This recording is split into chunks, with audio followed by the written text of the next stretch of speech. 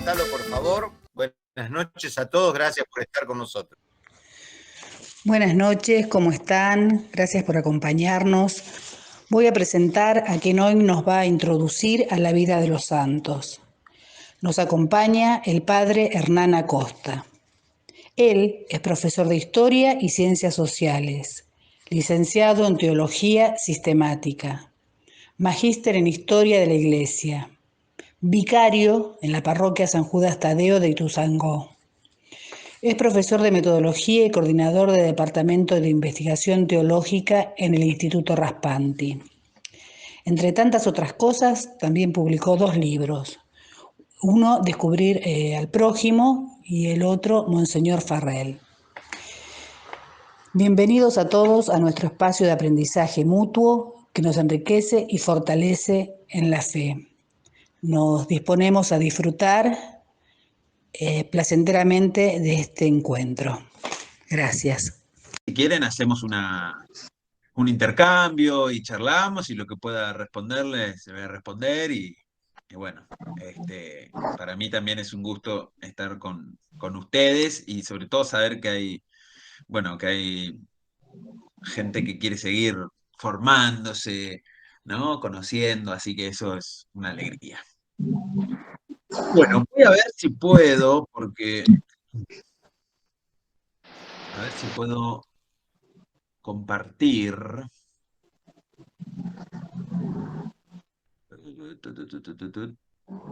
Momento, ¿eh?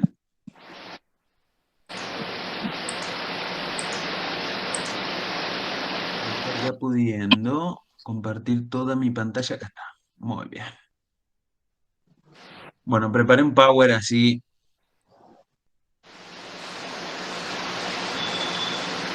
Bueno, vida santa, existencia cristiana configurada. Cuando me dijeron de hablar de los santos, bueno, uno obviamente habla de donde más sabe, y yo últimamente, con ese librito Descubrir al prójimo, hablé de una figura que yo medio atrevido, porque es como que digo, muestro los rasgos de santidad que tiene, ¿no? Y me justifico un poco con el Papa Francisco, que habla de los santos de la puerta de al lado. Entonces, en un momento, después le voy a compartir el link, porque para compartirle el escrito, si lo quieren chusmear, porque bueno, no es cosa de que uno pueda andar canonizando ahí, pero es cierto que tenemos santos, convivimos con ellos, ¿no? Y estamos en comunión también con los santos que ya están en el Señor y de hecho en la celebración eucarística, por ejemplo, es el gran momento de comunión, ¿eh? Como dice la carta de Hebreos, que hay un montón de otros santos que nos precedieron y que nos están mirando, ¿no? Para que alcancemos la meta. Se me ocurrió empezar con alguna visión así como atrofiada de la santidad. No sé si es lo mejor, la palabra atrofiada es un poco fuerte, pero... Y fíjense, les traje esta foto. ¿Recuerdan este día? Supongo que sí. Ya tuve que hacer un zoom, pero se darán cuenta que esto es en el Vaticano, ¿eh? Esto es la canonización del cura Brochero. Y acá sí les digo, si alguno quiere decir algo, porque este tema salió. Hubo un cura que escribió un articulito que no tuve tiempo de buscarlo, pero que es muy interesante, que hablaba precisamente de la santidad. Hay algo que llamó la atención ese día para los que son más atentos. ¿Alguien sabe sobre esta imagen?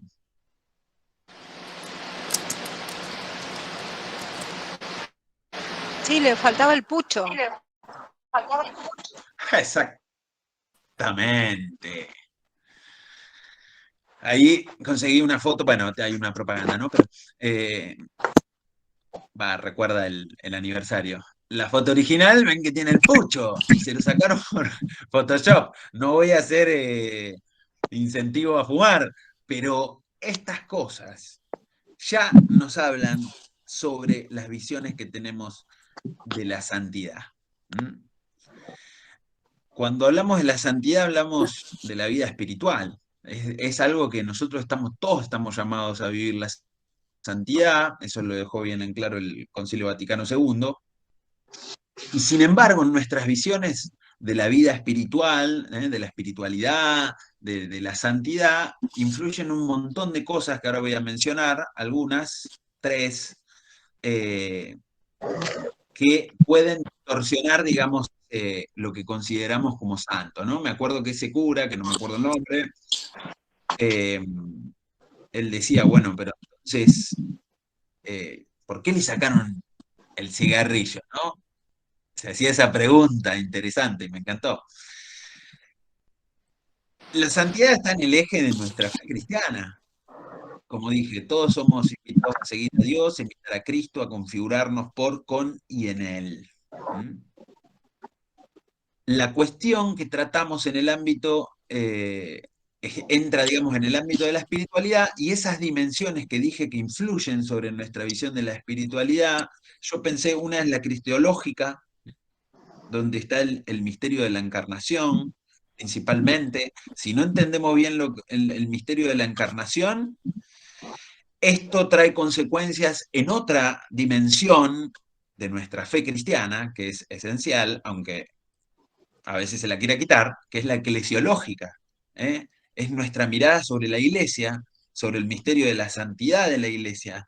Si tenemos una visión media errada de lo que es la encarnación, también vamos a tener una visión errada de las cosas que podemos redimir en nuestra vida espiritual y también una visión errada de la iglesia, porque la iglesia tiene dos realidades, porque están obviamente pegadas, digamos, imbrincadas, que es la iglesia celeste y la iglesia terrenal. ¿Mm? Y si tenemos una cristología medio hereje en el buen sentido, de que vemos todo lo corporal como malo, por ejemplo, vamos a tener una eclesiología que tiende más a lo espiritual, a esa dimensión espiritual de la iglesia, que es sumamente importante, pero que también tiene una dimensión corporal. ¿Mm? Y que es precisamente lo institucional. La gente extra eclesia, o sea, que no es de nuestra fe, digamos, claro, siempre critica a la iglesia en un montón de cosas sumamente criticables. Ahora estas semanas hubo de todo acá en Argentina, con una misa y qué sé yo. Y claro, dice algún obispo, pasa algo, ya, la iglesia tal, y la iglesia es mucho más que eso.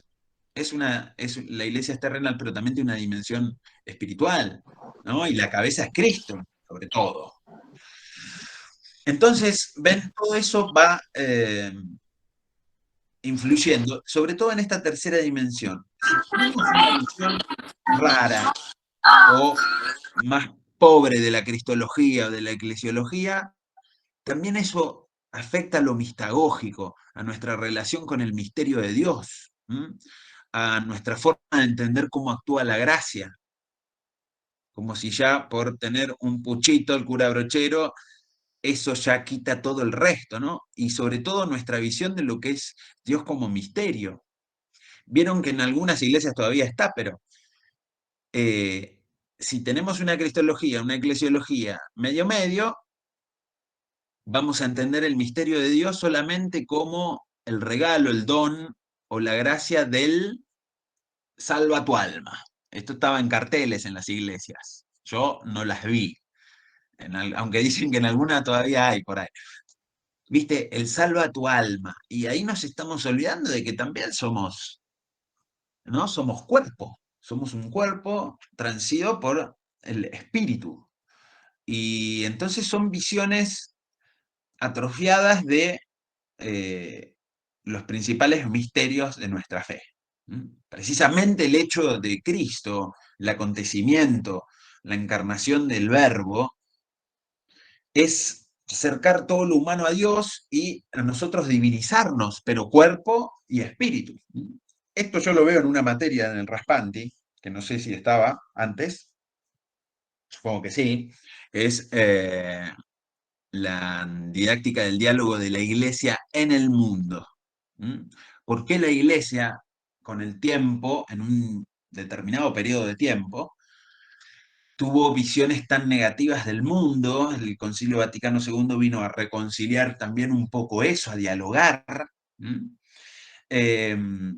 Y fue precisamente por esto, por visiones cristológicas que estaban ahí enclenques. Y entonces visiones eclesiológicas también enclenques. Entonces todo era visto como herejía, ¿no? Bueno, hay una apertura de la Iglesia al diálogo que surge también con el concilio. De hecho, el laico, por ejemplo, el laicado sufrió todas estas visiones atrofiadas. Un místico generalmente eran los religiosos, los monjes, ¿no? Las religiosas, los sacerdotes, pero después era muy difícil. Y de hecho ya el mismo término laico en el Código de Derecho Canónico lo define de una forma negativa como aquel que no es del clero, como aquel que no es consagrado, digamos. El concilio por eso, ¿qué hizo? Como se reconcilió, empezó a dialogar con el mundo, con la modernidad, lo que hizo precisamente fue decir, bueno, ojo, porque la base de nuestra santidad está en el bautismo. Esa es la base de la santidad. Y precisamente el laico tiene una gran misión, que es impregnar, y acá le robo palabras a Mounier, este filósofo que tanto quiero, y para mí santito, impregnar el mundo del infinito. Tenemos que ser en el mundo esa levadura. Así que ese cuadrito nos da la posibilidad de hablar de un montón de cosas. Y en el fondo, cuando hablamos de santidad, hablamos de la acción de la gracia. ¿eh? Fíjense que acá yo tomé cosas del catecismo. Subí bastante ortodoxo. Pero hablar de la santidad es hablar de la gracia de Dios. Y, y la gracia viene de regalo, viene de don, viene de lo gratuito. Y ese es el Espíritu Santo que precisamente nos va santificando. Nos comunica la justicia de Dios. Y acá fíjense que este numerito que puse primero del catecismo resalta precisamente la gracia del bautismo. Esto es lo que hizo el Concilio Vaticano II. Y después todos los puntos que siguen van a resaltar varias cosas. Yo tomé 3 dimensiones de la gracia que digamos, nos transforma. Una es la conversión. Siempre la gracia es primera. Siempre Dios primerea. Por eso el Papa insiste con esto. La conversión. Lo primero que hace la gracia de Dios es la conversión. Y después también nos da la fuerza para colaborar con la gracia. Hay una canción, que ahora tengo mala memoria para los nombres, bueno, que canta y dice, bueno, 100% de Dios, 100% del hombre, ¿no? De la persona. La conversión no implica que todo está, sino que nosotros también tenemos que colaborar con esa gracia que primerea de Dios. Y ahí entra en juego la libertad, que es el gran don y la gran responsabilidad. Y después, obviamente, la gracia es la que produce la santificación. Acá uno por ahí se hace medio lío en el catecismo, gracia santificante, habitual. Bueno, no hay que entrar para mí con tantos líos. Tenemos que saber que la gracia de Dios, su espíritu, lo que hace es llevarnos, si somos con libertad dóciles al espíritu, nos va llevando una plenitud de la vida cristiana. La plenitud de la vida cristiana vamos a ver que es la unión con Cristo. Por eso ya anticipo, el santo es modelo de vida de fe, del encuentro con Jesús de una manera que es modélica, es un modelo. Bueno, Francisco sacó un documento hace no mucho, que también después voy a citar, y donde dice, ojo, ¿no? Son modelos, pero no nos tenemos que encerrar o intentar imitar. Bueno, y la otra, que está tomado de Lumen Gentium, es la gracia no solo nos da la plenitud de la vida cristiana, nos conduce a la plenitud, a la unión con Cristo, sino a la perfección de la caridad. Y esto me gustó. ¿Por qué? Porque vieron esos problemitas que mencioné antes que en nuestras visiones sobre lo que es la santidad, y nuestras visiones de lo que es Cristo, el misterio de Cristo y de la Iglesia, hay una espiritualidad hoy en día que tiende a empujarnos también a el intimismo, ¿no? Y los santos nunca fueron de una espiritualidad encerrada, intimista, que no se abre al otro. Entonces, la caridad es esencial. Por eso siempre los santos tienen una apertura al prójimo de una u otra forma. ¿Mm?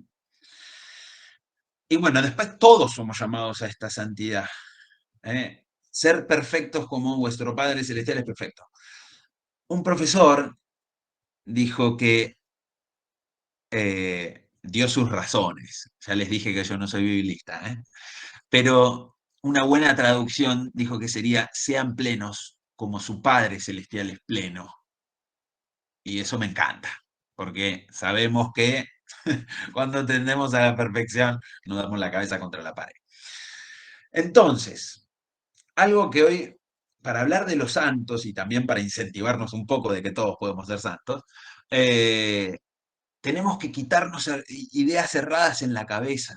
Todos tenemos vida, espiritualidad. Esto por ahí lo digo y parece algo, bueno, Hernán, es obvio. No, mucha gente piensa que no tiene vida espiritual, que la vida espiritual es algo único. ¿Por qué? Porque también hay raras visiones de lo que es la mística. ¿eh? Y también quiero decirles que todos lo somos. Entonces puse muchas frases que me gustan acá. La primera es de Runner, que es súper clásico esta frase, es: el cristiano del futuro o será un místico o no será. ¿Mm? Y acá les digo una definición de mística, que la mística es llegar a la profundidad, es llegar a esa realidad profunda de la fe, de la vida cristiana. Es siempre ir a lo profundo, es el navega mar adentro. Todos apuntamos ahí. Lo que pasa es que lo que difiere es, que ese no puse ahí la cita, pero también lo dice Bernardo Olivera, puse una de Bernardo, pero esta la dice en otro lado. Lo que sí puede diferir es nuestro grado de profundización en el misterio. Algunos pueden profundizar más y otros menos, pero todos somos místicos. Entonces, por eso Olivera dice en un cuadernillo de Soledad Mariana, que es muy lindo: la experiencia mística es mucho más vulgar de lo que pensamos, mucho más secular de lo que pensamos y mucho más frecuente de lo que pensamos. Esto si uno va a la cancha, yo soy de River, igual no soy de ir a la cancha, siempre fui una rata de los libros, pero hay toda una mística, ¿no? En una cancha de fútbol, como también hay una mística en un recital. Hay así una dimensión misteriosa.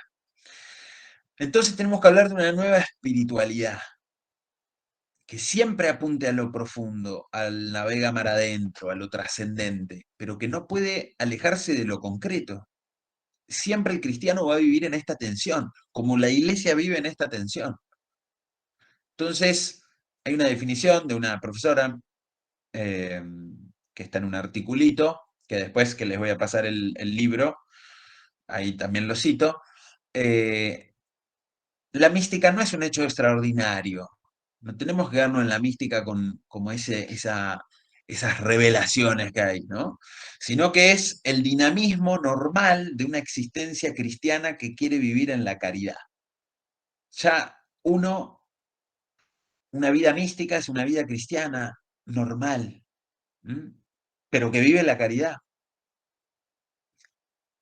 Y eso, una persona que tiene su encuentro con Dios y que vive la caridad, que vive una vida cristiana, es testigo. Por eso me gusta también lo de Pablo VI en Evangelio Nunciandi. El hombre contemporáneo escucha más a gusto a los testigos que a los maestros, o si escucha a los maestros los hace porque son testigos, ¿eh? Dar testimonio. Bueno, y después puse otra definición de Metz, pero en este caso de espiritualidad, ¿no? Es una especial proximidad vivencial con respecto a Dios. Es estar próximo a Dios. Y también podríamos decir al prójimo, ¿no? Porque en el otro también hay otro Cristo. Entonces, resumiendo, uniendo un poco ahí algunas definiciones, la espiritualidad cristiana es vivencia de Dios y servicio en el reino, o la búsqueda de liberación del prójimo.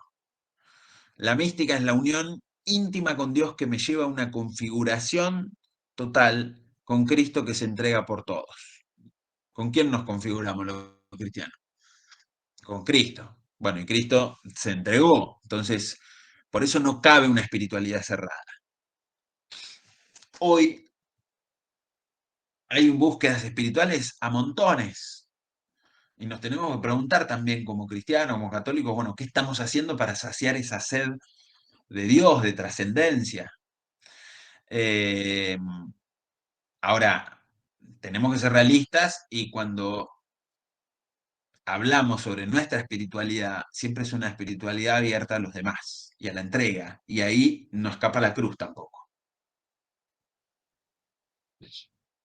¿Y de qué depende? Bueno, obvio de Dios, porque Dios primerea, pero también lo que hacemos con ese don que Dios nos da, que es la fe, la esperanza, la caridad.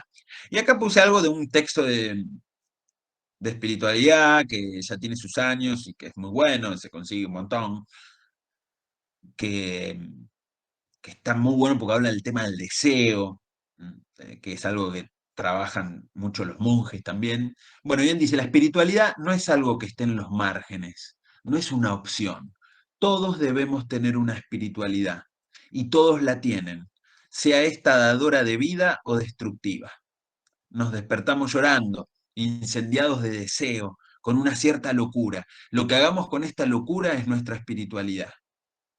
Mucho antes de hacer algo explícitamente religioso, antes, sí, de hacer algo explícitamente religioso, tenemos que hacer algo con el fuego que nos quema dentro. ¿Qué hagamos con este fuego? ¿Cómo lo encaucemos en nuestra espiritualidad? La querramos o no, seamos o no religiosos. Esto de Rolf Heiser me gustó porque la espiritualidad, si es búsqueda de Dios, de vivir en Él, eso ya lo tenemos adentro, todo lo buscamos. Acá podemos citar a San Agustín con esas clásicas, esos clásicos textos, te buscaba afuera, estabas adentro, ¿no? Es ese fuego que tenemos adentro. Bueno, prometo no leer todo esto. Pero tal vez acá era donde más se daba la discusión, digamos, entre ustedes, no lo sé. Pero entonces, ¿qué son los santos? ¿Y qué pasa con esto de la intercesión? ¿No? Y lo primero que tenemos que tener en cuenta es que es un modelo. Al canonizar ciertos fieles, la Iglesia reconoce modelos, ¿eh? Gente que vivió las virtudes, saben que tenemos desde el bautismo en nuestro corazón las virtudes teologales de la fe, la esperanza y la caridad. Bueno, hicieron aflorar esas virtudes. Fueron fieles, vivieron en fidelidad a la gracia de Dios. Y la Iglesia eso lo reconoce, entonces son modelos. Y también son intercesores. Y esto lo justifica también la carta de Hebreos, que nos anima a que corramos con constancia en la carrera que nos toca.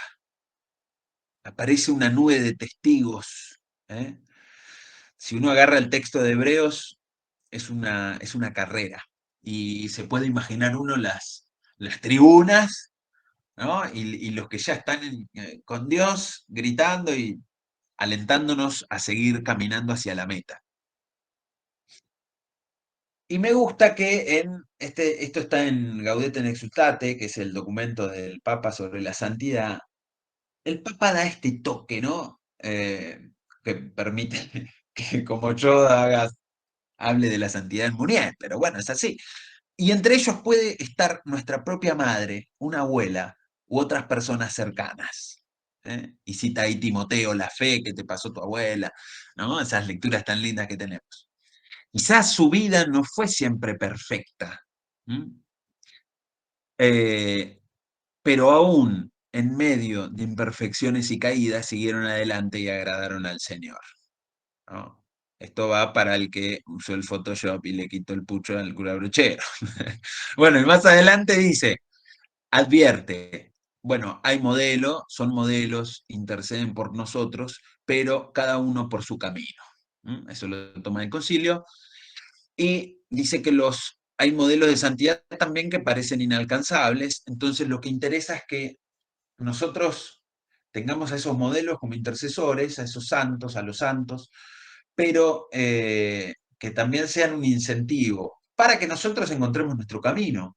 Cada uno tiene un don, un llamado, ¿no? Una vocación. Bueno, todos estamos llamados a eso, a ser testigos. Pero existen muchas formas existenciales de testimonio. Esto me encantó. Y obviamente, no para promocionar mi libro, porque no se consigue acá, estoy luchando para que lo distribuyan en Argentina. Hablo un cachito de Munier porque es una pasión que yo tengo y porque para mí este hombre era un santo y sobre todo era un santo laico. Era docente, era filósofo, pensaba, pero Emmanuel Munier, bueno, era un francés, nació en una época muy complicada y puse época dramática.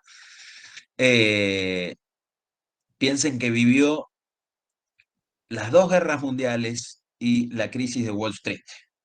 O sea, el mundo era crisis continua.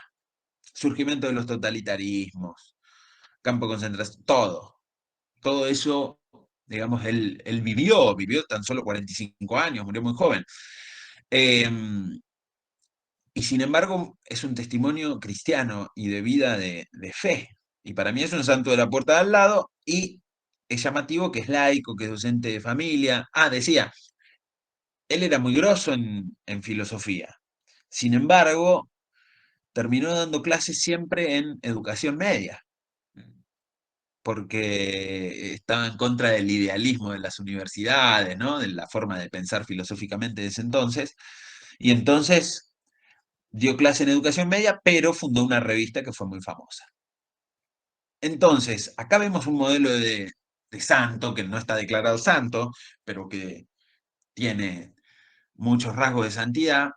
Y fíjense, voy a hablar del vínculo personal que él tiene con Dios, pero con el prójimo también. Siempre estas dos dimensiones. Si una de estas patas falta es porque tenemos una visión cristológica que está mal. Y también seguro tenemos una visión de la iglesia que debe estar ahí tecleando. Bueno, tiene una vida laical plena.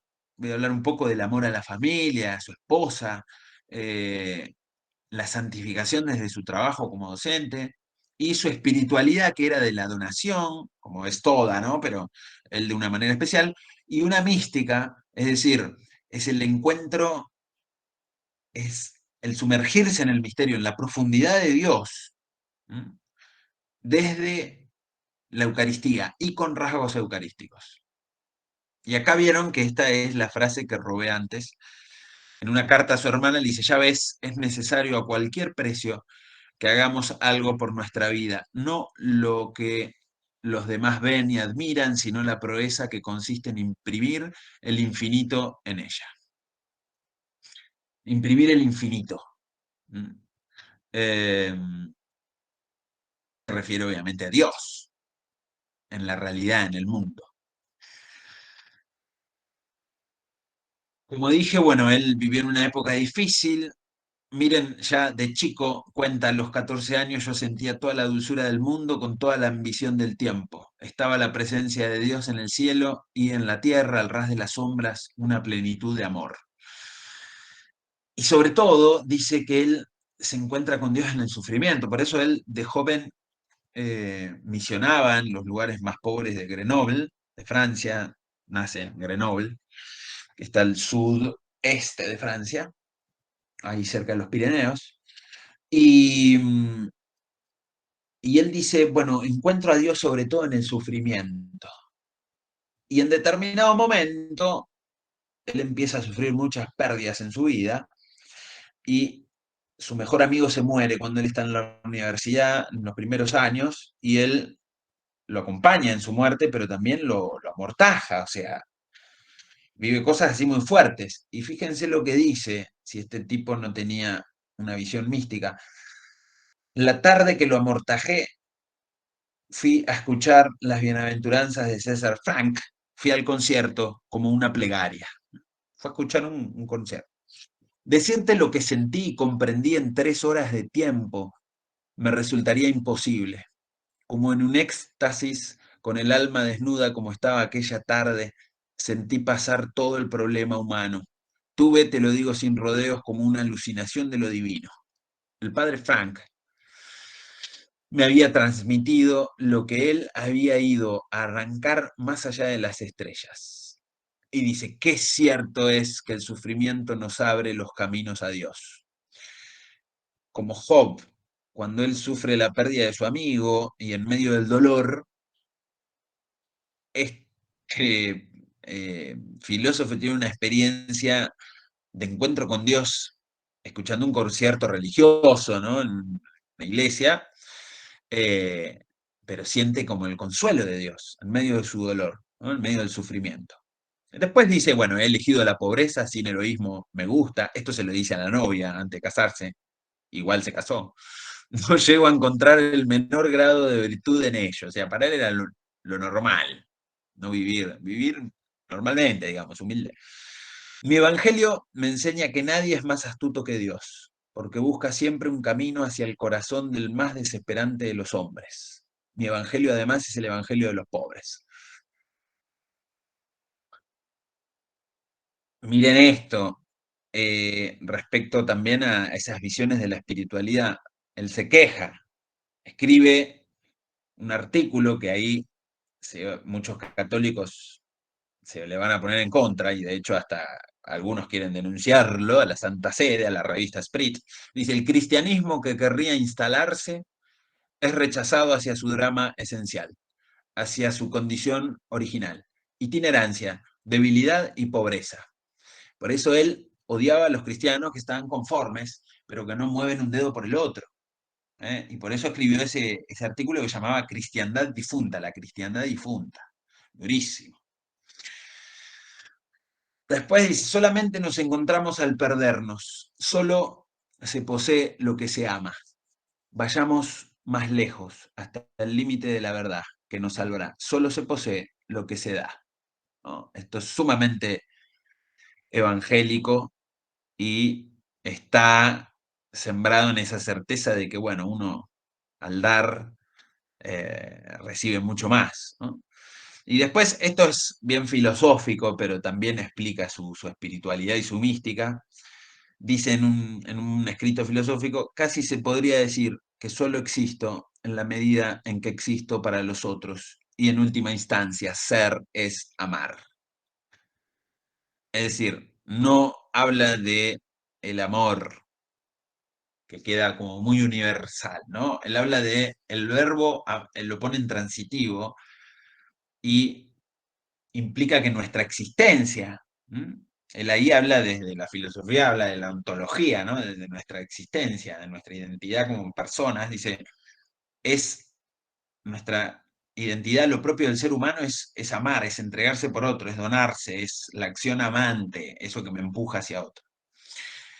Y esto está en su filosofía, pero también, como pasa con otros místicos, como Simone Weil, por ejemplo, que me interesa muchísimo, que es judía, o como también otra judía, Eti Hillesum, no sé si pronuncio bien el apellido, pero Eti es muy interesante también sus búsquedas espirituales y son personas con mística, con un encuentro profundo de Dios, entendían esto, que la existencia es un ir más allá, hacia otro, es trascender. Y después tenía una vida laical plena, no tenía una espiritualidad cerradita. Él entendía que la santidad sí o sí es encuentro con Cristo, vida íntima con Él, oración, como quieran llamarlo, la vida de la Eucaristía. Él era un tipo de ir a misa, ¿no? Era tipo seguramente de misa diaria, pero no podía dejar de lado también el otro, el sufrimiento. Entonces a un cura le escribe, después, esto muy poco antes de que muera, fue, no estaremos totalmente al lado de Cristo mientras no tengamos roce con estos marginados a través de un trabajo común, al menos de vez en cuando. Querría junto a mi mujer dar al menos un poco y prepararme para el día en que quizá los acontecimientos nos empujen a todos. Como Simone Weil, que era una mística, eh, quería tener contacto con el trabajo, con el obrero. Era algo muy de la época también, ¿no? Pero bueno, Simone Weil esto lo lleva al extremo hasta dejar el ámbito universitario y laburar en fábricas, ¿no? Así que eran figuras muy fuertes las de esta época. Bueno, dicen que las épocas más críticas traen precisamente también los más grandes santos, ¿no? Cuando él crea la revista Sprit, que ahí se va a dar a conocer toda su obra, y ahí escriben un montón de teólogos, del Concilio Vaticano II, Levinas, un montón. Bueno, Taylor de Chardin escribe ahí, de Lubac, ay, no me sale Danielou. Bueno, antes de fundar la revista, cuando ya estaba por aparecer, él va a una misa a ofrecérsela a Dios. Y miren lo que dice: esta mañana en la misa de 9:30 de San Suplicio, detrás del coro, he tenido una efusión de alegría y de plegarias hasta llorar, como no había sentido ninguna vez desde que estuve en Lourdes. Señor, quiero que estés de tal modo presente en la tarea, se refiere a la revista, ¿no? Que tú mismo la rompas desde el interior si no está de acuerdo con tu voluntad. Señor, que mis palabras lleguen hacia ti. O sea, tenía le entregaba todo a Dios, ¿eh? Así que en ese aspecto de fe, de vivencia personal, él todo se lo ofrecía a Dios. Pero recuerden el parrafito de arriba, también le importaba el otro, ¿no? Y con su novia, de las primeras salidas que tiene, van a rezar y dice: la llevo de nuevo esta segunda tarde a nuestro crucifijo, ahora de la mano, que mantengo entre las mías durante la oración. Dios mío, cómo me ha conmovido este Padre Nuestro. Mi voz sale quebrada como la de un viejo, la suya muy baja, grave y temblorosa, incapaces de romper ese minuto. Ella me ha dicho: volvamos a rezar. Yo vuelvo a rezar el Padre Nuestro, su cabeza apoyada contra mi cabeza, abandonadas con confianza, ¿no? Fue un matrimonio de mucha fe, que tuvieron que vivir realmente la unión matrimonial en la adversidad, porque se le enferma una hija, que lo vamos a ver en la mística eucarística, que es la última diapositiva, lo prometo. Así que él tenía, digamos, acá ven el ejemplo de una vida de santidad cotidiana, ¿no? Y tenía una espiritualidad del don. Miren estas frases: adsum, presente. El cristiano es un ser que asume. Siempre dice yo pensando en mí lo menos posible. Me encanta esta frase. Siempre dice yo, el cristiano, pensando en mí lo menos posible. Y después el cristiano, el verdadero cristiano, es presencia, afirmación, pero no presencia en sí, afirmación de sí, sino respuesta. Siempre hay un otro, siempre hay un prójimo. Y de hecho, no puse esta cita y por eso había puesto el título del libro, pero él decía: el rasgo fundamental de la vida cristiana es la capacidad de descubrir al prójimo. Así que siempre es respuesta. Se queja de otros que viven una fe, una espiritualidad edulcorada, ¿no? Cierta religión de personas distinguidas tiende a evacuar de la memoria cristiana la soledad irrevocable, la presencia continua de la angustia y de la muerte, ¿no? De la cruz, el mordisco del sufrimiento y la lucha, que está en el corazón, no solo de toda vida, sino de todo amor. Por su teología, por su sensibilidad, el catolicismo es la antítesis misma de tal reblandecimiento del sentido religioso. Es decir, nuestra religiosidad no puede ser una cosa edulcorada que se olvide de que otro sufre, o también de que se olvide de que la cruz va a venir si no vino, ¿no? Que la cruz es algo presente en la vida espiritual, pero que siempre hay resurrección. Otro caso, la Madre Teresa de Calcuta, que estuvo en una noche oscura la mayor parte de su vida. Es una locura. Y sin embargo, miren esa mujer, ¿no? Bueno, después dice, si la vocación suprema de la persona es plenificarse de Dios, ser plenos de Dios, plenificando de Dios al mundo, ¿ven? Acá están las dos perspectivas de los santos. Planificarse de Dios, la vida plena, esto que nos decía el catecismo, el concilio, pero también planificar de Dios al mundo. Y él, repito, escribe estas cosas antes de Gaudium et Spes, faltaban como 20 años. Personalizarse sobrenaturalmente, personalizando el mundo, su pan cotidiano, nuestro pan cotidiano, no es penar o divertirse o acumular bienes, sino crear hora a hora en torno a ella al prójimo. Su cotidianidad será disponibilidad, acogida, presencia, respuesta, comprensión, alegría de encuentro. Y cierro con esto y hago un balance de los puntos principales que quise exponer. También Mounier muestra como ejemplo, como modelo, una mística eucarística, es decir, la profundidad de su espiritualidad, de su encuentro con Dios, lo encontró en la Eucaristía y conformó su vida también a la Eucaristía, que es a lo que estamos llamados todos, que implica partirse, ¿eh? O sea, nuestro llamado es a partirnos. Puesto que el sacerdote visible, acá los pongo en contexto, en un momento él está preso porque está en contra del régimen de Vichy, que era un régimen puesto por los nazis, digamos, que era totalitario y demás. Bueno, él escribía en contra de eso, en contra del nazismo, en contra del fascismo, y obviamente terminó preso, que era obvio. Puesto que el sacerdote visible no quiere que yo comulgue con las especies visibles, le negaron la Eucaristía, Dios quiere concederme un reflejo eucarístico en mi presencia, en la iglesia sufriente y abandonada. La iglesia que en el exterior sufre las persecuciones y la iglesia que sufre las enfermedades por dentro. Es decir, él sufre, se hace Eucaristía junto a otros sufrientes. Y esto es la más emotiva de todas las cartas de Mounier.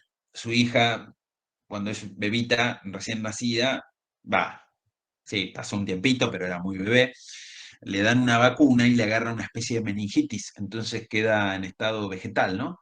Y él, en la guerra, estando en la trinchera en la Segunda Guerra Mundial, le escribe a su esposa, que estaba con la nena así, ¿no? Y dice, ¿qué sentido tendría todo esto si nuestra muchachita, Paulette, no fuese más que un pedazo de carne hundido no se sabe dónde, un poco de vida accidentada y no esta blanca hostia que nos sobrepasa a todos, una infinitud de misterio y de amor que nos deslumbraría si lo viéramos cara a cara, ¿no? Acá la mística eucarística, la que es Eucaristía es la hija. Es impresionante. Dice, de la mañana a la tarde no pensemos en este mal como algo que se nos quita, sino como algo que damos para no desmerecer de este pequeño Cristo que está en medio de nosotros, para no dejarle solo en el trabajo con Cristo. No quisiera que perdiésemos estos días porque olvidáramos tomarlos por lo que son, días llenos de una gracia desconocida. Yo, el padre Hernán, estaría gritando, quejándome con Dios, y miren lo que Mounier decía, ¿no? O sea, hay una gracia escondida en todo este sufrimiento que estamos viviendo. Por eso nada se parece más a Cristo que la inocencia sufriente. Y dice, siento igual que tú un gran cansancio y una gran calma a la vez. Siento que lo real, lo positivo es la calma, el amor de nuestra pequeña hija que la desborda. Esa es la acción precisamente de la gracia es desbordante, ¿no? Que sale de ella, vuelve sobre ella y nos transforma con ella. Entonces, acá puse un ejemplo. Qué bueno que sigo en vivo porque yo no los veía. dejar de presentar. Vemos un ejemplo de alguien que vivió su espiritualidad, y la santidad es un tema de la vida espiritual, y que puede tener mayor o menor grado de mística, ¿no? De encuentro con lo profundo, con Dios, pero que tiene estos dos rasgos que tiene todo santo, siempre, ¿no? Encuentro con Jesús, íntimo, él vivía la Eucaristía de una forma impresionante, rezaba con su esposa, tenía una vida de fe muy grande, pero no dejaba tampoco de lado el prójimo de, ¿no?, impregnar la vida, el mundo con este infinito. Entonces, estas dos dimensiones son muy importantes. Los santos tenían estas dos dimensiones, y los santos por eso son modelos para alentarnos en la búsqueda de la santidad, que tienen que tener estas dos dimensiones. Y que las dos dimensiones de esta espiritualidad están relacionadas precisamente con esas cosas que les dije, nuestra visión de Jesús, nuestra visión de Cristo. A veces somos muy gnósticos, ¿vieron? Los gnósticos, que eran un grupo perfectito, seleccionado, que accedía a lo trascendente, sobre todo desde el conocimiento, ¿no? Entonces, por ahí, para mí todos estuvimos en algún momento en estos lugares, ¿no? Vamos madurando en la fe. Estamos en un pedestal, nos dicen cómo rezar, decimos cómo rezar al otro, ¿no? Somos los partidarios de esto. Después a veces no tenemos el misterio de la encarnación, y lo que no se asume no se redime, ¿no? Entonces, si solo vemos lo espiritual trascendente, ¿no?, el ideal, y vamos a estar en problemas en la vida espiritual, en nuestra visión de la iglesia. Todo esto entra, bueno, nuestra fe está todo armado sistemáticamente, ¿no? Tiene sentido, es coherente, es razonable. Y esto es muy importante para ver la vida de los santos. Y de hecho, voy a terminar de hablar porque si no, no paro más. Y encima vengo de dar clases. Y no me traje agua al escritorio. Bueno, ¿qué iba a decir? Los primeros escritores, cuando hacían una biografía de algún santo, fíjense, de los santos, por ejemplo, de San Francisco y demás, de esa época, San Juan de la Cruz, San Ignacio, las primeras biografías tienen una visión de una cristología, una eclesiología muy espiritualizada y muy también intimista. Entonces, son biografías que son sumamente ideales y son modelos inalcanzables, y por eso tenemos las florecillas, con todo el respeto que le tengo a ese escrito, pero bueno, sabemos, ¿no? Está muy influenciado.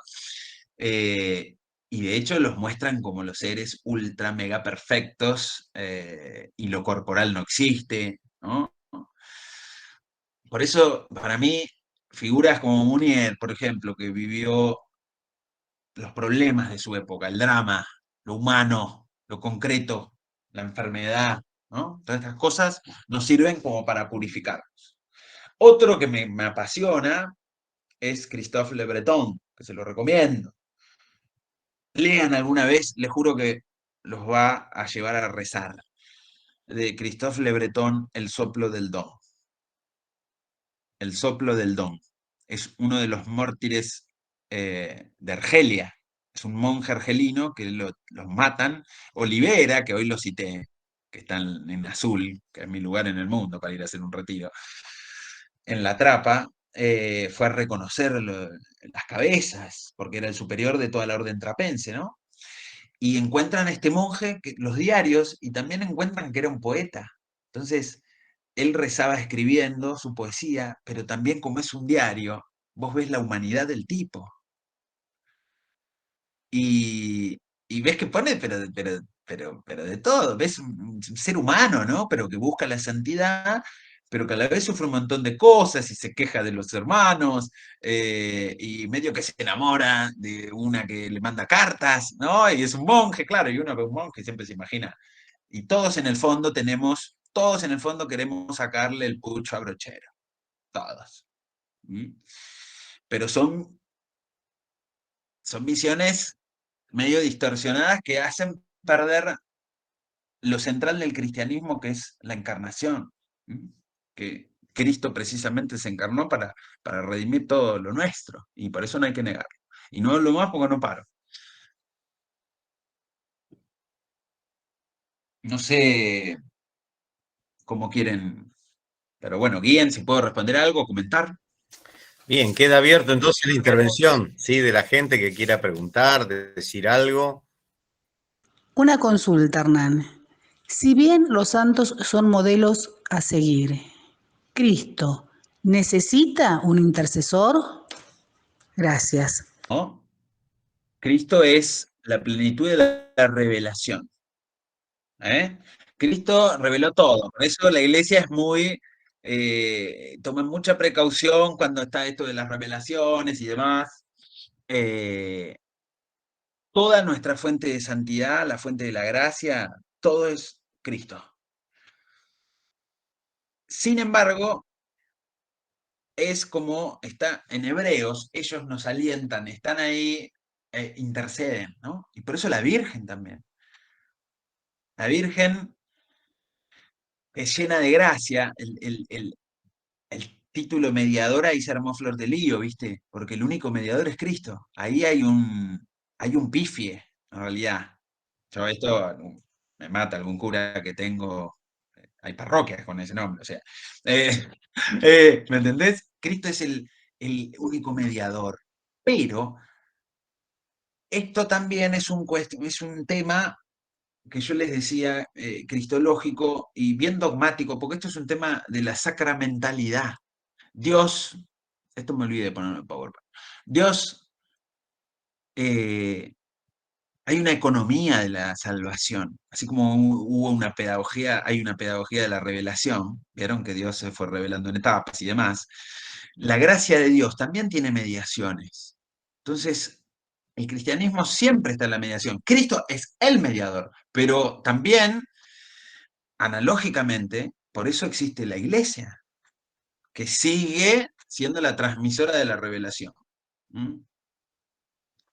Y están los sacramentos, tienen un componente material, tienen palabras, necesita de un ministro, necesita del pueblo también, porque si no, estamos todos locos. Entonces, hay mediaciones. Entonces yo creo, Nélida, que ahí ellos son mediaciones. Y la Virgen es la gran mediación también, porque ella fue asunta en cuerpo y alma, ¿no? Entonces, en la primera, en vivir lo que va a ser nuestra vida beata. Entonces, ¿ves? Eso nos falta en el raspante, yo ya lo dije 50 veces. Mariología. Yo soy muy de la UCA, perdón que me vaya con esto, pero el raspante me ayudó a mí yo venía bastante metido en una cajita. Me, me dio articulación. Pero yo sigo siendo muy clásico en cuanto a las materias. Para mí tienen que estar, no puede ser que no tengamos Trinidad, no puede ser.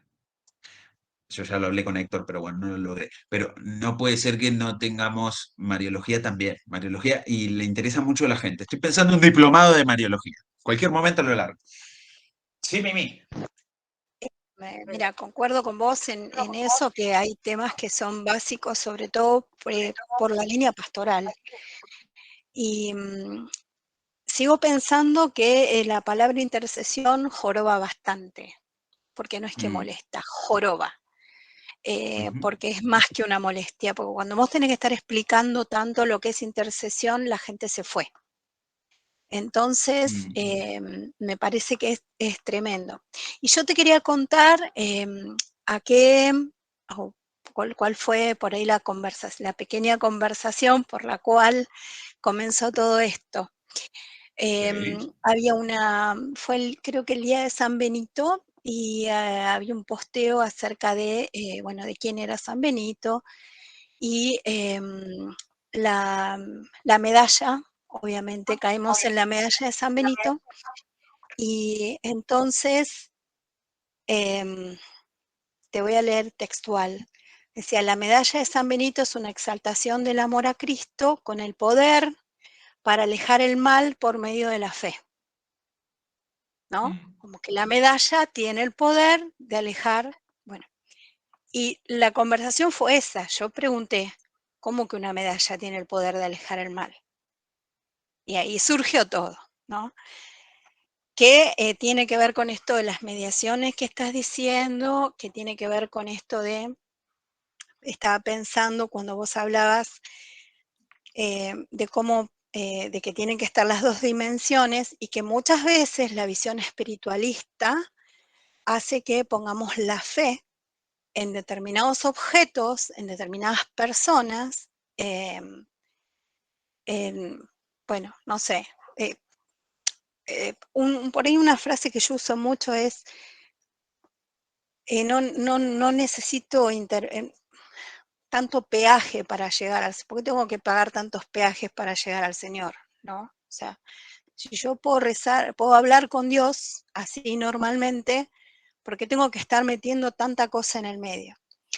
Y por supuesto que tiene mucho que ver con la fe popular y con, bueno, con lo que se dice, con lo que Eso se te hace, quería con hablar. lo que se Sí. promociona. Y bueno, pero yo siento que como profesora de ciencias sagradas, como una cristiana que busca formarse mucho, como alguien que todo el tiempo está tratando de aprender, yo no le puedo decir a una persona, mira, esta medalla te va a ayudar. A mí no me sale, ¿me entendés? Porque mi idea es tratar de que podamos crecer todos en la fe, que creo que tenemos todos muchos infantilismos, que tenemos una fe bastante inmadura, por eso no cambiamos las cosas. Bueno, creo que salió por todo eso y, perdón que fue muy largo lo que comenté. No, por favor, está bueno para saber. Yo creo que ahí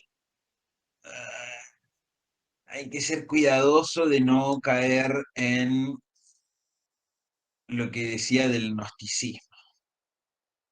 Y en esto el Papa es muy hincha, en Evangelii Gaudium lo toca como uno de los peligros más grandes, y ahora en Desideravi también. Y nosotros que nos dedicamos a las ciencias sagradas, a la teología, por ahí vemos todo también muy mental, ¿no? Y hay una sabiduría que viene del conocimiento, pero también hay una sabiduría que viene de la experiencia, incluso de los sentidos. Y ahí por eso me gustó que lo nombres, porque mientras vos me hablabas se me venía a la cabeza la sabiduría popular, que yo la defiendo a rajatabla, ¿me entendés? Vos tal vez no lo necesites, eso me gustó también que dijiste. Yo, ¿para qué necesito peajes? No son peajes, son amigos. Los santos son amigos. Entonces, vos acudís o no, vos tenés al gran amigo, ¿me entendés? A Cristo, y por ahí nos necesitas, pero otros por ahí necesitan una ayudita. ¿Eh? Necesitan a otro más que te ande empujando.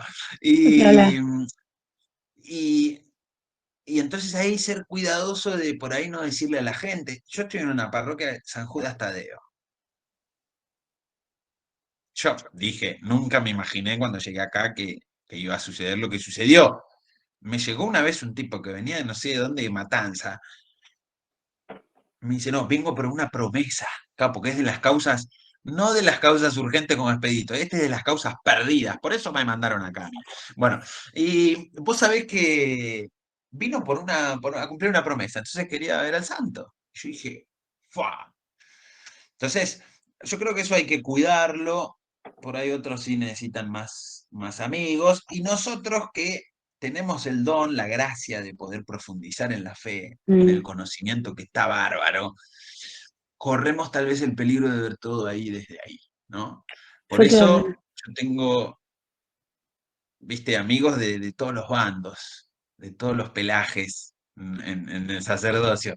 Y hay algunos, viste, yo me río porque uno me dice una cosa, el otro completamente otra. Y bueno, hay que tener, yo digo que hay que tener cuidado con la fe de la gente. Sí, por favor. Sí, ¿qué tal, Hernán? ¿Cómo estás? Yo Bueno, pienso que tenemos que respetar los procesos de fe de las personas.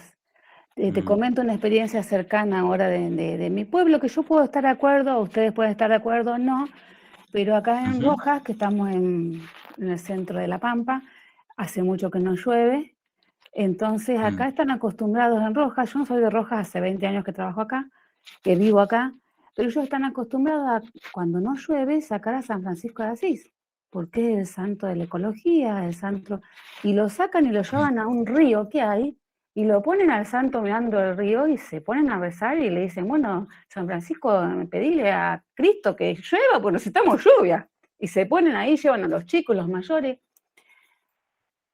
Yo entiendo lo que dice Miriam, lo entiendo, y yo pienso también, o sea, yo digo también, tengo mucho respeto por los santos a veces cuando necesitamos un montón, viste, como que tipo, a ver, Cristo está muy ocupado y necesito de gente que me venga a colaborar por la petición que necesito. Soy de esas, entiendo también eso del, no, ¿para qué peaje si puedo hablar directamente con el Señor? Lo entiendo y también, pero yo digo, hay que respetar los procesos de la gente y cómo, a ver, ese San Francisco de Asís que lo llevan allá, ese San Francisco de Asís se va a encargar también de acercarlos un poquito más a Jesús, a esa persona que, ¿se entiende? Te digo, lo sacaron como 2 veces al santo, todavía no llovió. O sea que digo, gente, tenemos que buscar otro recurso. Pero yo no puedo ir en contra, no puedo ir en contra de esas personas ni darle una clase de porque yo me formé más o porque me gustan los cursos. No puedo dar una clase decirle, no, gente, no le pidan a santo, déjenlo tranquilo a San Francisco así, vayan directo a... ¿Se entiende? O sea, yo pienso que hay que respetar esos procesos y que en alguna medida María, San Francisco, lo va a llevar a ese encuentro con Jesús, en algún momento se van a encontrar. Me parece, no sé qué sé yo. Es mi humilde opinión, ¿no? Yo no hablo de, hola, Frank, ¿cómo te va? Yo no hablo de dinamitar la fe de la gente diciéndole sos una tarada porque crees en esto, porque mira, si no llueve es porque, bueno, no están dadas las condiciones atmosféricas. Lo que me parece es que yo no puedo empezar con eso. Digo, lo que ya viene, en todo caso, uno puede trabajarlo, puede ir haciendo algún tipo de educación con todo lo que significa esa palabra.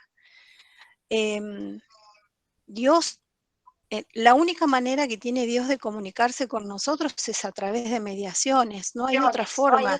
Digo, y el ser humano es lo mejor porque no hay otra manera de percibir a Dios como no sea a través de los sentidos. Por eso yo estoy muy de acuerdo en lo que comentabas recién, Hernán, acerca del gnosticismo. El gnosticismo que hay en nuestra iglesia es impresionante, o sea, las propuestas gnósticas son impresionantes, pero además totalmente, ni hablar de marcionismo, ni hablar de un despegue de lo que tiene que ver con la corporalidad y con la encarnación. O sea, vivimos una iglesia griega, ¿no? Con el espíritu por allá y el cuerpo acá, y cómo que esto no se puede mezclar con esto, y si este es el único escenario que tenemos, este mundo en el que vivimos es el único lugar donde nos podemos encontrar con Dios.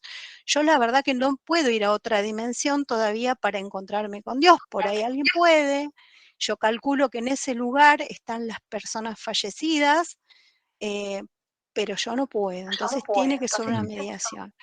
Ahora, una cosa es que yo considere que las cosas que nos pasan, entonces encontrar al Dios de la historia, como el pueblo de Israel, encontrar en el otro, en las acciones del otro, más allá de cuán cristiano creyente sea el otro, pero no poner fe en objetos, ¿no? Porque hasta de la Biblia somos bibliólatras. Cuando vos veneras el libro, pero no entendés nada de la palabra, bueno, estás venerando una cosa, ¿no? El Dios que está atrás. Y tenemos también esta imagen de Dios muchas veces que tienen los nenes de 8 años cuando empiezan a hacer la comunión. Entonces, esa era la cuestión, creo que venía por ese lado.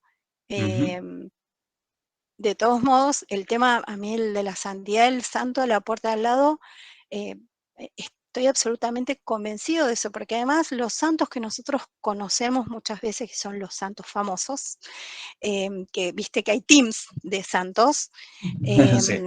¿no? Bueno, pueden haber sido santos en su época, en ese contexto, porque, a ver, uno no puede comportarse como Santa Rita, claramente, ¿no?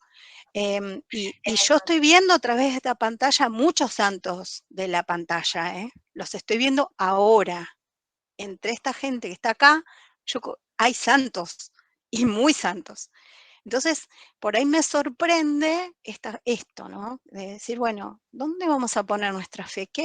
¿En qué Dios creemos? O sea, yo necesito que Dios... yo necesito hablar con Dios, pero Dios no sabe lo que yo necesito, lo que necesita el otro. Necesito ir a hacer una promesa, o sea, más allá de la importancia que tiene reunirse con la comunidad, hacer un acto, eso es otra cosa, ¿no? Pero esta relación personal con Dios que muchas veces parece un trueque, yo te doy esto, vos no hablaste de la coronilla, pero casi, hablaste de otra cosa, de las florecillas o algo parecido. Sí. Bueno, entonces, bueno, también las maneras que tenemos de rezar muchas veces tienen que ver con qué imagen nosotros tenemos de Dios, y bueno, eso. Mira, algo que puede ser incluso sanador, a mí me sirvió mucho, lo dijo uno de mis maestros, Carlos Gali, siempre repite lo mismo. Dice, no pongamos una O donde podemos poner una I. Y el cristianismo es Y todo el tiempo, ¿no? Esto que dice Cristina, esto No que es dice, Y. esto que dijo, bueno, es una forma de decir una, Sí. esto que dice Cristina en el chat, ¿no? Bueno, ¿por qué? No una cosa u otra, digamos, también nos vino por la Virgen Cristo. Yo no quitaría, yo como cura me iría, Francis, me iría al río a rezar con la gente. O sea, olvídate. Pero bueno, por eso, para mí no, es como no quitar, no descartar. Perdón, ¿puedo? Sí, Hernán, ¿sabés quién es el sacerdote? Perdón, Héctor, que te manda saludos, Gustavo Albrecht, que fue compañero tuyo de estudio. Sí, me habré reído con Gustavito. El Chacal. Sí, un capo, un capo. Bueno, primero Perdón. empiezo diciéndote, Hernán, que tenés algunos gestos, no solo a la altura de nuestro querido Osvaldo, que he compartido muchísimo tiempo con él, como muchos de nosotros, y me sorprende casi, digamos, como que no caíste de casualidad, ¿no? Bien, eso será una cuestión de chupamedismo, como ustedes quieran, o clericalismo revestido de, digamos, homenaje. Pero no, en realidad sí, tenés mucho, he visto mucho de él en vos. Pero más allá de ese corazón que late con Osvaldo, yo quería por ahí en esto de lo que se estaba escuchando, ¿no? Traer 2 o 3 cosas que se me fueron formando en el camino. Yo me acuerdo de Xavier de Aguirre, un sacerdote marianista que, bueno, acá una vez en Junín vino y dio una charla, etcétera. Él nombraba estas 3 cosas que vos, digamos, estaban implícitas donde vos hablabas, ¿no? La interioridad, en ese orden, ¿no? Interioridad primero, si uno no se encuentra a sí mismo, es imposible tener una espiritualidad, o sea, vincularte con otros, para luego recién tener una religiosidad. Y me voy a la catequesis nuestra, que muchas veces, incluso yo la mía, levanto mea culpa, ha sido de imponer la religión sin previamente conocer la espiritualidad del grupo de pibes que teníamos a mano. Entonces, creo que en esto también de la demostración o el empuje de los santos a ciertos catequizandos, me parece que tendríamos que ser no solo respetuosos de acompañar el proceso de fe en los escalones que cada persona va, ¿no es cierto? En ese caso, pero también nosotros como formadores ya formados, tener cuidado de cómo bajamos, porque si seguimos formando en la vieja escuela, seguimos arrastrando esa eclesiología previa al Concilio de Trento incluso. Entonces, ¿en qué estamos? ¿En el Antiguo Testamento, en la Tanaj? ¿No? O sea, digo, yo como un catequista formado tengo que tener una orientación y una bajada un poco más clara hacia mis catequizandos, adaptada a la edad que tengo. Me parece que por ahí iría. Y si tenemos los santos como en el medio, yo creo que más que mirar al santo para llegar a, digamos, para pedirle que él le pida a Dios, tratar de imitar su ejemplo para llegar a Dios. Porque María, ¿qué nos dice como enseñanza? Hagan lo que Él les diga. Entonces ya está. O sea, ¿qué? Vamos a ver qué nos dice Jesús. Me parece que ese sería también la enseñanza, porque lo que hicieron los santos, exclusivamente escuchar lo que Dios quería de ellos, ¿no? Me parece que era así, ¿no? No idolatrarse a sí mismos. Gracias. Muy bueno, Héctor. Así es, sí, ese es el desafío. Pero bueno, yo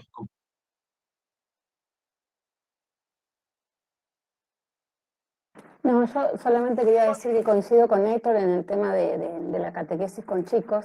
Eso se puede hacer, lo que dice Miriam, se puede hacer con los chicos, con nuestros alumnos, pero no con la gente mayor y con un pueblo, ¿no? Con la cultura ya, ¿no?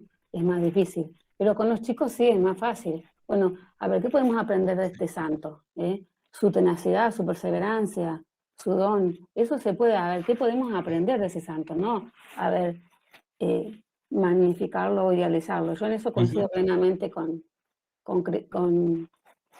Héctor, que se puede hacer con los alumnos.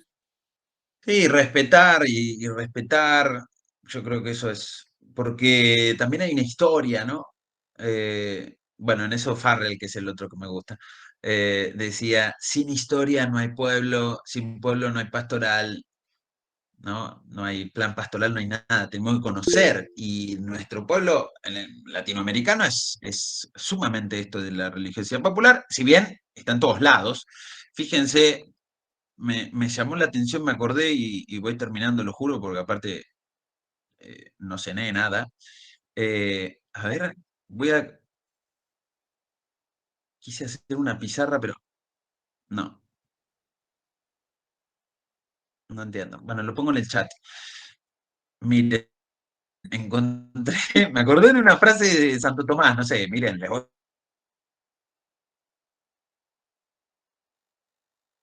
manifiesto porque ningún la venida de Cristo, a pesar de todos los esfuerzos, pudo saber tanto acerca de Dios. ¿Se está viendo? Ah, pudo saber tanto acerca de Dios y de lo necesario para la vida eterna, cuanto después de la venida de Cristo sabe cualquier viejecita mediante la fe. Por lo cual Isaías dice, colmada está la tierra con la ciencia, Señor. Y yo voy a la casa de cualquier viejita y tengo 50 santos, 30 advocaciones de la Virgen, porque es así, ¿no? Y ahí hay sabiduría. Eso es lo que digo. Yo entiendo lo que dicen, pero por eso digo, bueno, respetar que hay también un canal. Y les decía, les voy a, como no se consigue, y son amigos, me voy a autopiratear. No le digan a... Mientras vos te autopirateás, Sí, por favor. también, digo, no es dogma de fe creer en los santos, es otra de las cosas que tenemos los católicos que creemos que es obligatorio. Nosotros creemos por dogma en la comunión de los santos, pero no en los santos. Y tampoco en las revelaciones, ¿no? Las revelaciones privadas, unas revelaciones, las manifestaciones o apariciones, y etcétera, etcétera. Entonces, eso también es un problema, porque si bien la misma iglesia dice que no es obligatorio creer, a la vez la fomenta, parte. Cuando decimos la iglesia, hoy ya Ojo con hablar así últimamente, de la iglesia, no, porque por la favor, eclesiología algunos, está no, mostrando una eclesiología alejada del no, pueblo de Dios. por favor, para nada. Mirá que La iglesia. esta semana me la pasé de plena discusión en discusión por decir la iglesia. Bueno, no, hay parte de los visibles y que tienen un poco de poder sobre la gente que las fomentan, ¿no? Y hay razones, algunas buenas y otras no tantas, pero bueno, eso también nos pasa. Yo quiero dar una opinión, si puede Por favor. ser.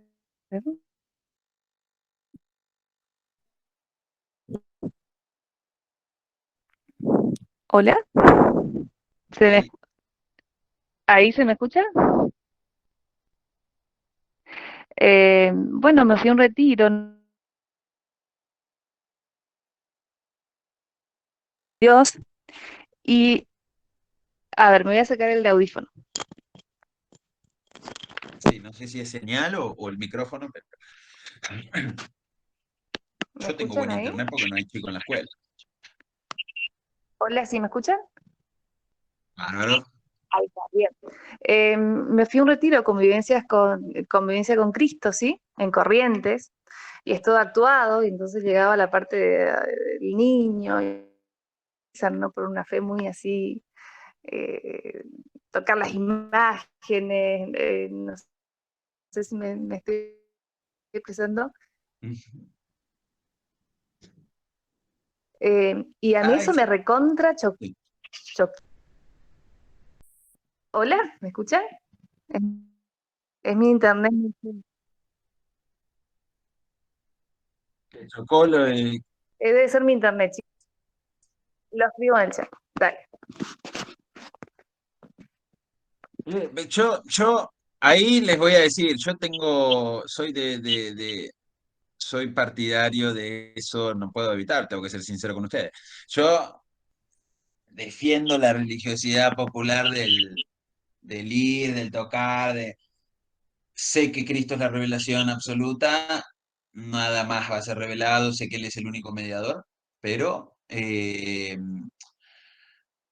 entra en juego la cultura, ¿no? Y también nuestra humanidad, y por eso los sacramentos, digo, eh, que no solo somos cerebro, sino eh, también la mística pasa por el tocar, por el ver, y de hecho lo dicen los salmos, ¿no? Mira, ansía mi cuerpo, bueno, hay un montón de salmos. Yo tengo menos, no sé cómo estudio historia si tengo poca memoria, pero vieron que es todo muy corporal. Y creo que la religiosidad popular tiene eso que no hay que descartar, son accesos. Pero concuerdo desde el dogma y todo lo que dicen, porque es así, ¿no? Eh, pero bueno,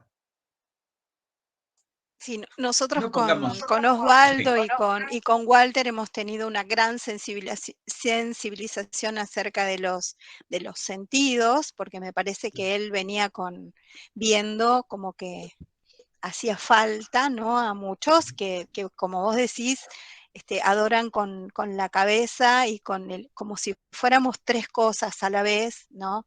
Bueno, ya después de tanta sagrada escritura, no, yo no puedo pensar en el ser humano partido, sino como una Sí. sola cosa, pero bueno, tuvimos bastante sensibilización acerca de los sentidos y hemos hecho muchísimos trabajos respecto a los 5 sentidos que normalmente conocemos y los otros, ¿no?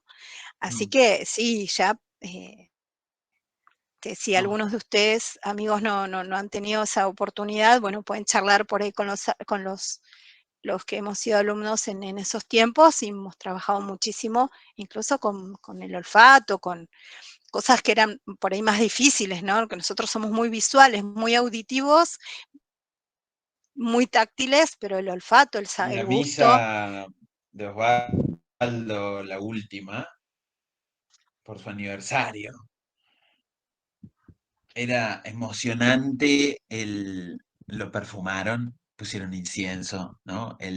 Y de hecho, en la catedral, cuando hicimos la misa de exequias, hicimos lo que él dijo que quería. Primero, que no nos pongamos ornamentos violetas, porque él odiaba eso. Él quería que resalte la resurrección, entonces estábamos todo de blanco. Eh, que suenen las campanas y mucho incienso. Y entonces tuvimos esas cosas, él sí era todo. Bueno, Sebastián, dime, y nos retiramos con esto, ¿no? Porque me voy a desmayar acá nomás. Sí, para que no te baje el nivel de azúcar y te dé un vaído. Nada, justo por ahí estoy medio desorganizado para hacer la pregunta a esta hora y después de esta larga carrera, como decía en la carta a los obreros, que todavía no, seguro no va a terminar hoy, pero hicimos varios kilómetros.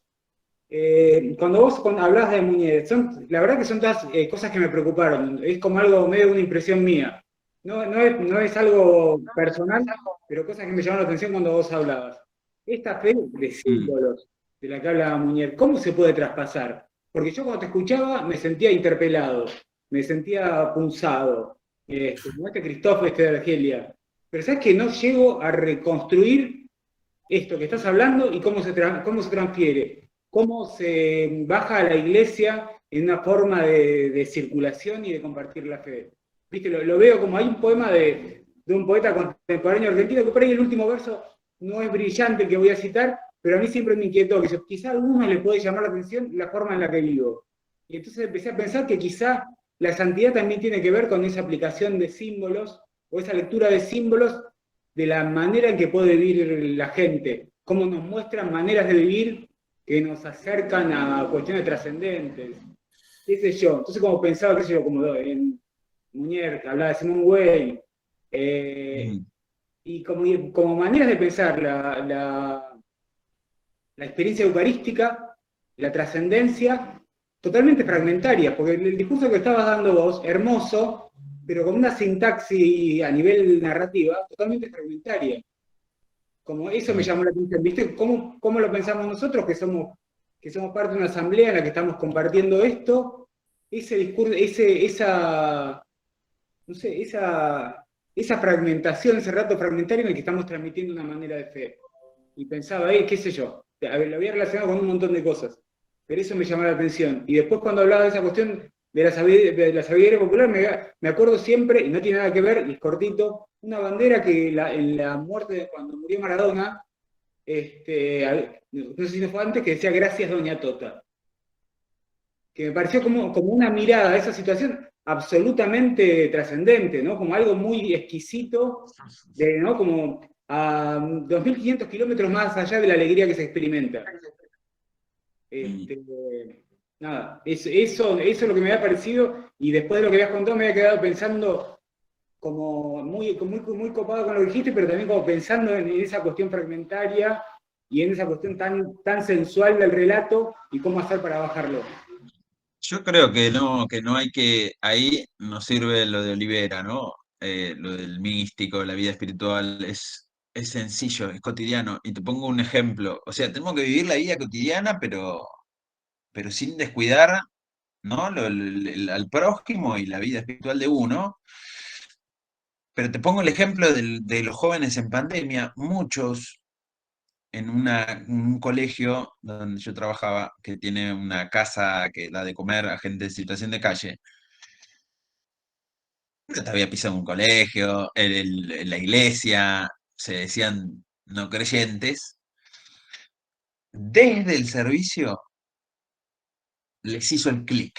O sea, ahí vieron a Jesús en el pobre, ¿me entendés? Amén de que transmitió, obvio, también los que estaban con ellos trabajando, ¿no?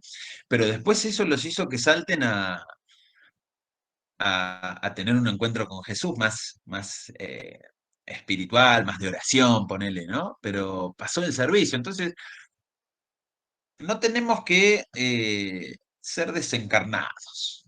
Esta gente también tenía estas luces, ¿no? Y era la época. Por eso a mí me hace mucho ruido de nuestra época, bueno, cómo hay que vivir la santidad, ¿viste? ¿Qué sé yo? Yo les digo la verdad acá, no sé si se está grabando esto, pero que no, pero yo veo locura TikToker y yo digo, me parece que no va por ahí, pero a la vez alguien tiene que hacerlo, ¿no? Pero yo digo, no sé, es como que no sé, en esta época es una gran pregunta, bueno, ¿cómo vivimos la santidad en esta época?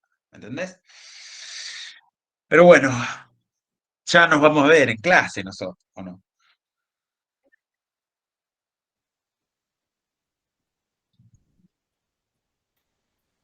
A ver. Sí, corriente. se besaba la misa, sí.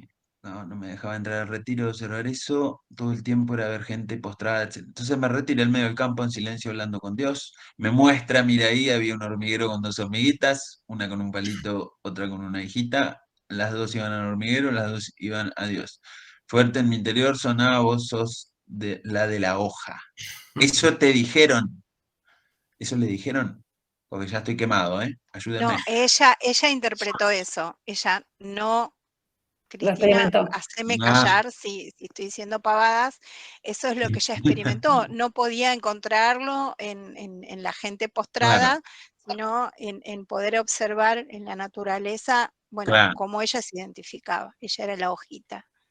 Ujú. Y es así.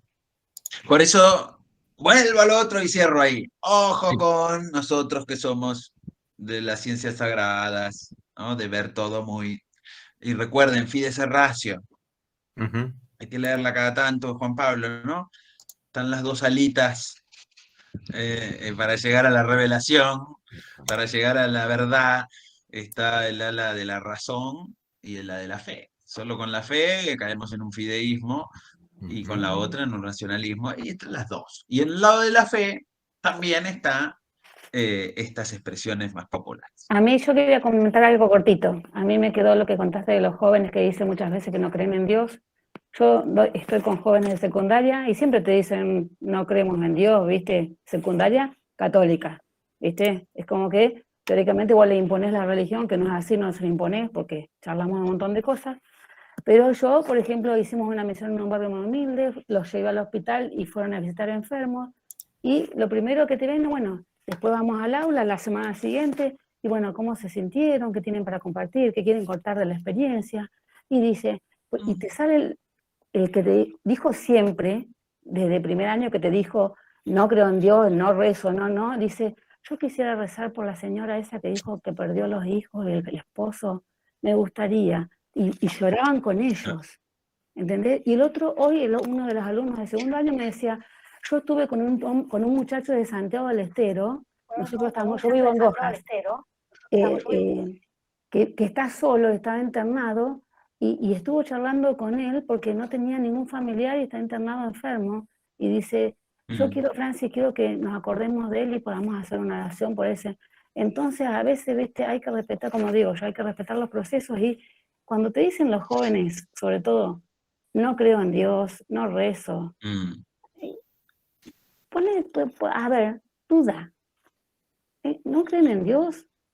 ¿O es esa rebeldía adolescente, viste, que, bueno, como van a la escuela católica tienen que, o así, hacerlos tocar la carne, meter el dedo en la llaga de ese Jesús que está en el hospital o en el barrio? Cuando viven esas experiencias, te das cuenta que están mucho más cerca de Dios que incluso hasta la catequista, la profesora, ¿no? Sí. Eso es lo que quería comentar. Bueno, Es que agradecemos. la sensibilidad tiene que pasar después de eso, ¿no? Perdón. Porque el momento de sensibilización es una cosa, pero la fe es libre, es elección. Si les Así que hay que parece, nos llegar quedamos charlando nosotros y lo liberamos a Hernán, porque pobre, Está famélico. no sé si quieren, yo no tengo problema, yo dejo abierto acá, seguimos. Pero vamos les agradezco, la verdad que me he sorprendido, qué lindo que nos juntemos a pensar y nos vayamos pensando, porque no es que un tema se cierra ni nada. Y bueno, eso es lo lindo de nuestra fe, poder ir pensando, ir creciendo, ¿no? Así que les agradezco. Bueno, Padre Hernán, en nombre de toda la agrupación, queremos darte las gracias por esta charla.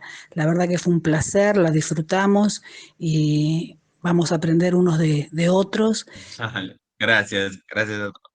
Nos vemos. Nos vemos, bendiciones a todos, chau, gracias. Chao, muchas gracias. Gracias.